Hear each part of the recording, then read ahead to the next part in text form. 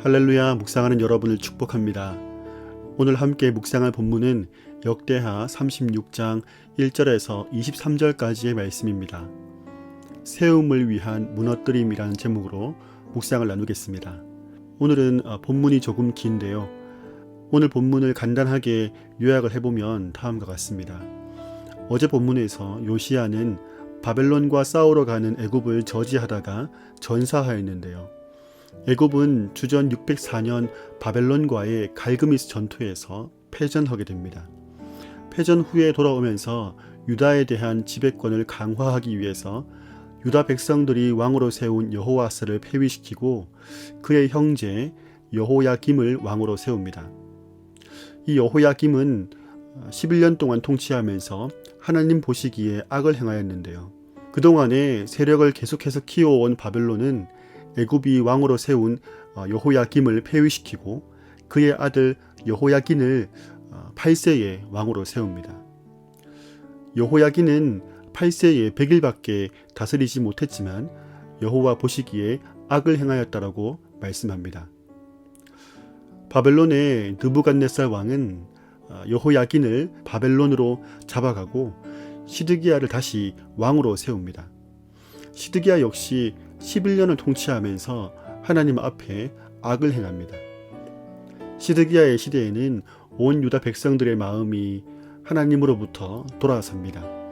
하나님은 그들을 바벨론의 손에 넘기시고 유다는 바벨론에 멸망하게 됩니다.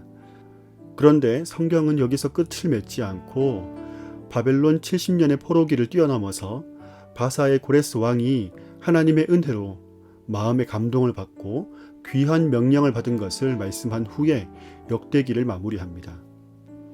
하나님의 택한 백성, 하나님이 약속한 땅, 하나님의 선민이 이방인들의 손에 고통을 당하고 하나님이 약속하신 젖과 꿀이 흐르는 땅이 짓밟히는 것을 여과 없이 보여줍니다. 하나님의 주권이 인정되지 않는 나라, 하나님의 말씀이 들리지 않는 나라는 설령 하나님의 특별한 은혜를 받은 나라라고 하더라도 망하게 됨을 보게 됩니다. 그러나 멸망이 목적이 아닙니다. 망해서 없어지는 것이 목적이 아닙니다. 하나님의 목적은 다시 살리는 것입니다. 다시 새롭게 하는 것입니다. 역대기는 유대 민족의 역사를 제사장적인 관점에서 기록한 성경입니다.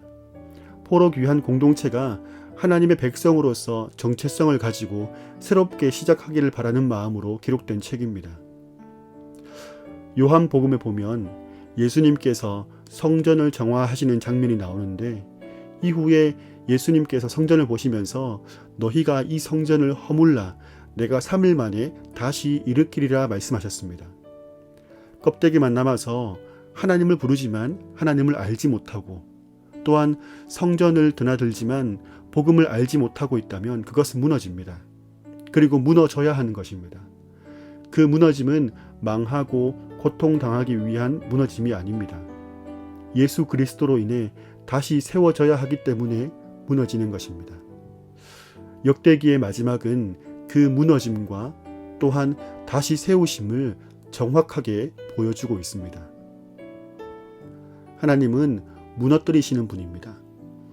하나님이 아닌 것을 예배하고 하나님의 뜻을 따르지 않는 모든 것을 무너뜨리십니다. 그리고 하나님은 다시 살리십니다. 하나님은 다시 세우시는 분입니다. 그리스도의 복음으로 새롭게 세우시는 분이 우리 하나님이십니다. 하나님이 무너뜨리시기 전에 스스로 무너뜨리는 것이 중요합니다. 딱딱하게 굳어버리고 완악하게 되어버린 마음을 벗어버리고 순전한 마음으로 하나님을 경외하는 것이 중요한 것입니다. 내가 무너뜨리고 내가 하나님 앞에서 낮아지면 하나님이 세우시고 하나님이 들어주십니다. 유다의 멸망 속에 담긴 하나님의 뜻과 마음을 엿보게 됩니다. 그리고 택한 족속이요 왕 같은 제사장이요 주님의 거룩한 나라 하나님의 소유된 백성으로서 나를 온전하게 세우시려고 하는 하나님의 마음을 느끼게 됩니다. 하나님이 아닌 것, 하나님을 찾지 않는 마음, 높아진 마음이 있다면 철저하게 무너뜨리고 오직 하나님, 오직 말씀, 오직 은혜로 돌아가는 저와 여러분이 되길 원합니다. 그리스도께서 나의 주인 되시는 삶으로, 생명 다해 그리스도를 사랑하는 삶으로 다시 세워지는 은혜가 있기를 축복합니다. 오늘도 묵상하는 여러분을 축복합니다.